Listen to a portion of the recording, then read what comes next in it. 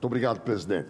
Sempre é uma alegria vê-lo presidindo a nossa sessão. Quero saudar os senhores senadores, senhoras senadoras, a quem nos assiste, e dizer que eu homenageio o senador Girão, iniciando as minhas palavras para, também inspirado pelo Papa João Paulo II, lembrar que, ao ver alguns símbolos que a esquerda, a chamada esquerda brasileira, elegeu como ícones da música, da arte, da liberdade, voltando à cena no último domingo, eu me lembrei que todos eles sempre foram a favor da anistia ampla, geral e restrita, que foi celebrada de maneira muito eloquente por muitos dos que estavam exilados, e eu quero destacar o gesto do eleito em 82 governador do Rio de Janeiro, Leonel Brizola, quando cumprimentou o então presidente da República, Figueiredo, João Batista Figueiredo, dizendo que queria abraçar a pessoa que tinha liderado a sua anistia. Ou seja, grandeza tem que haver de parte de todos os lados. E ao ouvir o ruído do sem anistia, eu acho que isso faz uma cacofonia cardíaca. Não na voz, mas no coração. Porque quando você vê o sujeito dizer sem anistia, você se lembra do batom. É sem anistia para aquela mulher, para a Débora. Porque ela queria derrubar o governo. Era um golpe de Estado aquilo. Aquele vandalismo irracional. E por isso que se chama, muitas vezes, a meu ver impropriamente, mas há quem use a expressão efeito manada. Grandes psicólogos e sociólogos já definiram isso. Tem um belíssimo livro, O Efeito Lúcifer, 780 páginas. Philip Zimbardo. Quando alguém, num aglomerado, numa multidão, quebra um vidro, dezenas de pessoas quebram coisas. É o efeito Lúcifer. Isso existe. E afeta, o subtítulo do livro é Como pessoas boas se tornam más. São 780 páginas. Começa com uma pesquisa lá na Universidade da Califórnia, em que um grupo de estudantes ficou de carcereiro e outro grupo ficou de prisioneiro. Em 2 dias eles estavam absolutamente ambientados. E o livro vai por aí afora explorando isso. Num aglomerado, é infelizmente comum que aconteça isso. Mas eles queriam derrubar o governo, eles queriam assumir o governo. Eles estavam ali para fazer um golpe de Estado. Isso vai se perpetuar como uma grande dúvida no Brasil. Mesmo aos que creem nisso, sempre vai ocorrer uma dúvida, mas será que eles queriam isso mesmo?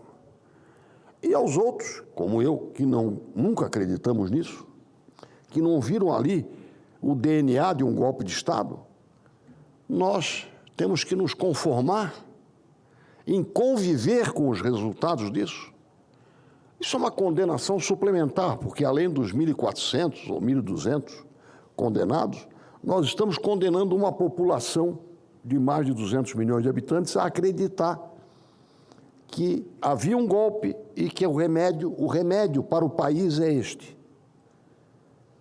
Por isto, eu quero reforçar aqui a convicção de que a anistia, especialmente quero lembrar isso no momento em que já se fala em dosimetria, que é outra coisa. É uma fraude sobre uma ideia. A anistia significa fazer as pazes. Significa realmente querer, olha, pessoal, nós temos coisas que nos separaram, mas temos coisas que nos unem, e elas são muito mais fortes Nós somos do mesmo time. Pode haver uma corrida de obstáculos, pode haver uma corrida por rodízio, mas nós sempre estaremos envergando pelo menos o escudo do mesmo país, da mesma nação, que conseguiu preservar esse continente, ter uma língua só. Há algumas versões regionais, mas é uma língua só. Esta unidade brasileira merece este esforço de todos para promover uma anistia com grandeza. É isso que eu gostaria de oferecer como complemento do pronunciamento do senador Eduardo Girão. E ao seu pronunciamento sobre o encontro do presidente Lula, não sei se foi de 20 segundos ou de 39 segundos, mas é infinito enquanto dura, né? Já dizia o poeta. Se houve esse encontro, eu também fico satisfeito. Mas quero lembrar uma frase que eu profiro desde o final do mês de julho. Não posso fazer chegar essa frase para o Trump, porque ele não é o presidente do meu país. O presidente aqui é o Lula. E ele tem que cumprir aquilo que Max Weber define como a ética da responsabilidade. O chefe da tribo, o presidente da República, o governador de um estado, prefeito de um município, ou seja, o líder de uma comunidade, tem que cumprir a responsabilidade que decorre do exercício do cargo. Max Weber diz isso de maneira muito clara num livro, não é muito robusto fisicamente, mas robusto no conteúdo, Ciência e Política. Na edição que a gente chama de bolso, né? Não é compacta, é a edição mais barata, página 114. A ética da responsabilidade é eu fazer alguma coisa, não porque eu quero, porque eu gosto. Tenho que falar com o Girão hoje sobre um projeto de interesse do meu estado. O Girão sempre vai querer votar contra mim, mas eu sou obrigado a procurar o Girão. Por quê? Pela turma que me mandou aqui. Eu estou aqui com essa responsabilidade porque fui eleito e pedi para ser eleito. Então, eu vou ter que conversar com o Girão.